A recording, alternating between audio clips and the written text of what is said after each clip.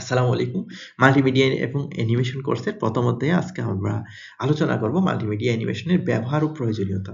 মূলত বলতে multimedia animation বর্তমান চতুর্থ শিল্প বিপ্লবের যুগে অন্যতম ব্যবহার হয় শিক্ষায়। মাল্টিমিডিয়া অ্যানিমেশন ব্যবহার করে আমরা পাঠকে খুব সহজদান করি। যেমনটা আমি এই যে ভিডিও তৈরি করতেছি, ভিডিওর মাধ্যমে আপনাদেরকে শিখাচ্ছি। বিনোদনে চলচ্চিত্র, কার্টুন, গেম, অ্যানিমেশন কল্পনা জগৎকে জীবন্ত করে তোলে।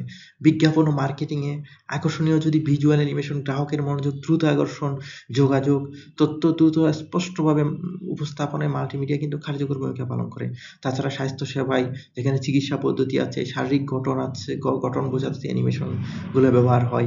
গবেষণা এবং উন্নয়নে আমরা জানি জটিল উম ডেটা ও ধারণা ভিজুয়ালাইজ করতে মাল্টিমিডিয়া ব্যবহৃত হয়। যেখানে অনেক ধরনের ডেটা আছে সেই ডেটাগুলোকে সহজেই বু বুঝে তার মধ্যে একটা ক্যাটেগরাইজ তৈরি করা আমার গবেষণা করা সহজ হয়।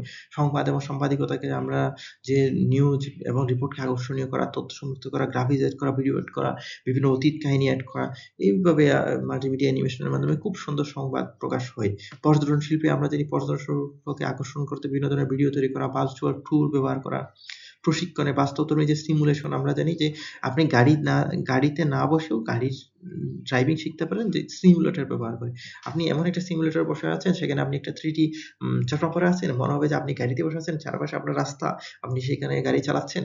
এই আরকি ডেমোর মাধ্যমে যে দক্ষতা বৃদ্ধি হয়, শিল্প এবং সংস্কৃতির উন্নয়ন, ঐতিহ্য ও সংস্কৃতিকে ডিজিটালভাবে সংরক্ষণ এবং উপস্থাপন করা সম্ভব হয় এই মাল্টিমিডিয়া এবং অ্যানিমেশনের মাধ্যমে। কারণ মাল্টিমিডিয়া অ্যানিমেশনের মধ্যে আমরা জানি যে আমরা যেকোনো একটা বস্তুকে খুব সুন্দরভাবে উপস্থাপন করতে পারি, যেকোনো তথ্যকে সুন্দরভাবে উপস্থাপন করতে পারি।